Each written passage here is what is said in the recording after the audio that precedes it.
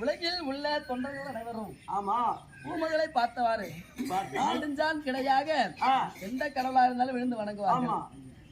மாதவன் ஒரு பாங்கா விழுந்து வணங்குறானே மாதவா சாமி.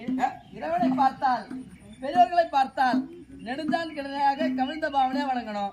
ஆமா நீ என்ன மல்லாந்த பார்வையில இருக்கிற மலையோட ஒரு பெரிய எங்க சாமி